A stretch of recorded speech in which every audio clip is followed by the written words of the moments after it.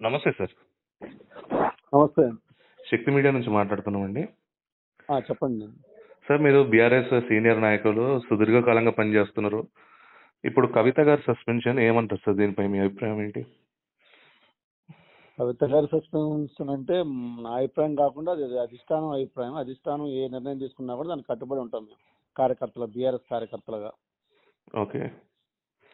అంటే ఇది కవిత గారి సస్పెన్షన్ హరీష్ రావు గారి వల్లనే ఇప్పుడు నిన్న మాట్లాడిన ఏదైతే ప్రెస్ మీట్ ఉందో, ఆ ప్రెస్ మీట్ సంబంధించిన వల్లనే సస్పెన్షన్ అయ్యారని అనుకోవచ్చా? వాస్తవంగా కవిత గారు నిన్న అలా మాట్లాడకుండా ఉండాల్సింది. ఓకే. కవిత ఎందుకంటే అది పీయూష్ గోషల్ అది కమిషన్ వేశారు, అది ఎటు తేలలేదు. దాంట్లో 1,00,000 కోట్లని వీళ్ళందరూ కాంగ్రెస్ పార్టీ వాళ్ళు అంటే అది 6,000 కోట్ల 6 కోట్లు కట్టాలి, ఏదో పీయూష్ గోషల్ కమిషన్ వచ్చిందని అన్నారు. అసెంబ్లీలో కూడా వాడివేడి చర్చ జరిగింది. దాని ప్రతి అంశానికి కూడా, ప్రతి విషయానికి కూడా హరీష్ రావు గారు ప్రతి క్షుణ్ణంగా నైట్ 12 గంటలు కాదు, 2 కాదు, 3 అయినా, తెల్లారి గంటల 3 అయినా కూడా నేను ప్రతిదానికి సమాధానం చెప్తాను అన్నారు. అలాంటి క్రమంలో అనూన్యంగా కవిత గారు వచ్చి అది హరీష్ గారి వల్ల అయింది, సంతోష్ గారి వల్ల అయింది, మొన్న రాకనో ఏదో దుష్టశక్తులు అన్నారు, దాని తర్వాత మొన్న వాళ్ళ అన్నయ్య గారి మీద అన్నారు, కేటీఆర్ గారు మన ఇప్పుడు మళ్ళీ కొత్తగా ఇదొకటి అంటున్నారు. అసలు మరి ఎలక్షన్ల ముందు ఏం జరిగింది అనేది మీ అందరికి తెలుసు. ఎలక్షన్ ముందు కవిత గారు ఎక్కడున్నారు, ఏంది, ఏ పని చేస్తే జైలు పోయారు అనేది తెలుసు. మరి ఈ కాంగ్రెస్ ఆడిస్తున్న కొత్త డ్రామాలా ఏందనేది మనకే తెలియదు. కానీ అది అధిష్టానం చూసుకుంటుంది. అధిష్టానం ఎలా నిర్ణయం తీసుకున్నా కూడా మేము కేసీఆర్ సైనికులం, మేము బీఆర్ఎస్ సైనికులం, మేము కేసీఆర్ ఎలా చెబితే అలా కట్టుబడి ఉంటాం. ఓకే అండి. ఇప్పుడు పీయూష్ గోయల్ గారికి అంత కోట్లు ఖర్చు పెట్టి చేశారు, అన్ని కోట్లు పెట్టి కమిషన్ రిపోర్ట్ తీసుకొచ్చి ఇప్పుడు సిబిఐకి అప్పచెప్పడంపై మీరు సిబిఐకి అప్పచెప్తున్నా అనే తోరణం ఏదైతే ఉందో, దీన్ని ఏమని భావిస్తారు?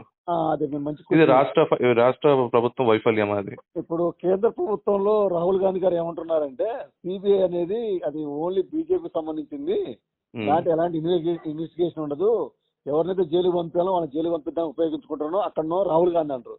ఇక్కడ విచిత్రం ఏంటంటే మరి ఇది కాంగ్రెస్ సీఎం అనుకోవాలనో లేకపోతే ఇంకా ఏ సీఎం అనుకోవాలో తెలియదు. కానీ ఇక్కడ సీఎం వచ్చేసి నేను సిబిఐ కప్పు చెబుతున్నాడు, అక్కడనో వాళ్ళ నాయకుడు ఈ బీజేపీ మీద బీజేపీ కట్టచ్చను ఆయన అంటాడు, ఇక్కడనో ఈయన సిబిఐ కప్పు చెబుతున్నా అంటాడు. మరి పీయూష్ గోయల్ కమిషన్ అయిపోయింది, ఇన్ని రోజులు చేసిన అదంతా హృదయపారం ఏం లేదండి.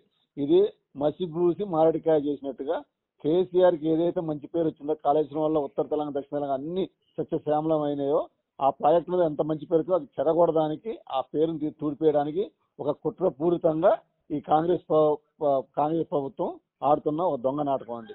మేమేమంటున్నాం అంటే, ఇప్పుడు కేంద్ర ప్రభుత్వానికి అప్పగించిందంటే ఇప్పుడు రాష్ట్ర ప్రభుత్వం వైఫల్యం చెందినట్టేనా ఈ కమిషన్ రూపంలో? అంటే ఈ కమిషన్ కి వ్యాలిడ్ లేదన్నట్టేనా? 100%. అది 100%. నిన్న మా హరీష్ రావు గారు అదే చెప్పారు కదా, మీ వల్ల కాలేదు, మీరు ఇదంతా చేయలేదు, అసలు ఏం నిరూపించలేకపోయారు. హైకోర్టు కూడా వాళ్ళు ఏమి ఇచ్చేది, హైకోర్టు మీరు ఈ పీయూష్ కమిషన్ ద్వారా మీరు నిర్ణయం తీసుకోవద్దు, మీరు వ్యక్తిగతంగా తీసుకోవద్దు, నిజ నిర్ధారణ తేల్చి ఏదైనా చర్య తీసుకొని హైకోర్టు కూడా వాళ్ళు ఇచ్చింది కేసీఆర్ అని హరీష్ రావు పిటిషన్ లో. ఓకే.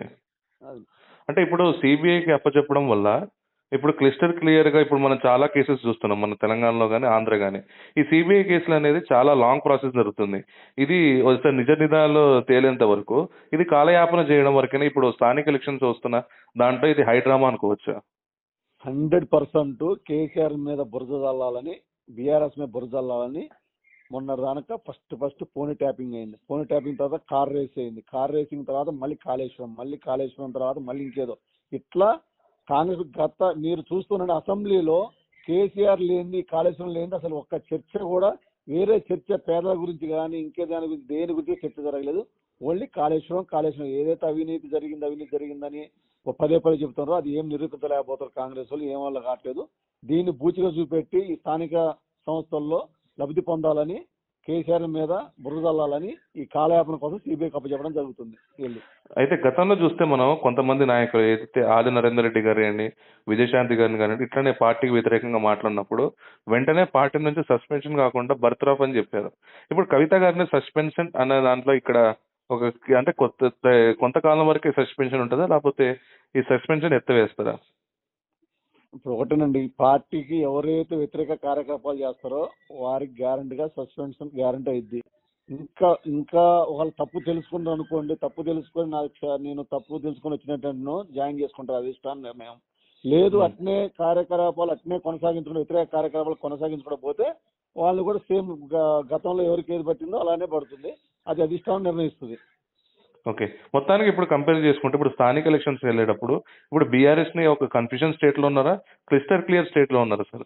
ఇప్పుడు ఎలక్షన్స్ కి రెడీగా ఉన్నారు స్థానిక ఎలక్షన్స్. మేము ఎప్పుడు వచ్చినా కూడా డే 1 నుంచి చెబుతున్నాం, ఎప్పుడు ఎలక్షన్ పెట్టినా కూడా ఎలక్షన్ సిద్ధంగా ఉన్నాం మేము. మాకు రైతులు కానీ ప్రజలు కానీ పేద ప్రజలు అందరూ మా వైపు ఉన్నారు.